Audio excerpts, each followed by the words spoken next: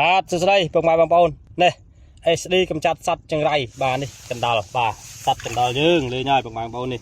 បាទកាត់ចោលមកស្រូវល្អបាទតែគាត់កាត់ចោលមកសត្វនឹងចង្រៃមែនតើអញ្ចឹងឈប់បារម្ភសម្រាប់ពុកម៉ែបងប្អូនជាការស្គាល់មិនត្រឹមតែកម្ចាត់កណ្ដាលទេបងប្អូនកម្ចាត់ពពុះតកៅស៊ីរុងដើមចាស់គួនមួយស្លឹកបាទពពុះ1មេត្រថ្នោតពពុះមេអំបៅសដើកមាសបាទនេះ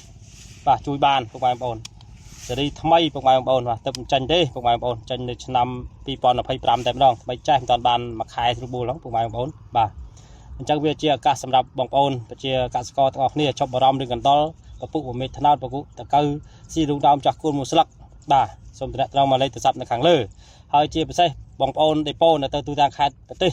កម្ពុជាយើងទាំងមូលបាទចង់ចែកចាយលក់បន្តបាទខ្ញុំមានលក់បោះដុំមានខ្នាតតូចក៏មានខ្នាតធំក៏មានដែរពុកម៉ែបងប្អូនអញ្ចឹងបាទអរគុណតំណែងតាមលេខទូរស័ព្ទនៅខាងលើពុកម៉ែបងប្អូនជាកសិករទាំងអស់គ្នាក៏ដូចជាដេប៉ូបាទអរគុណ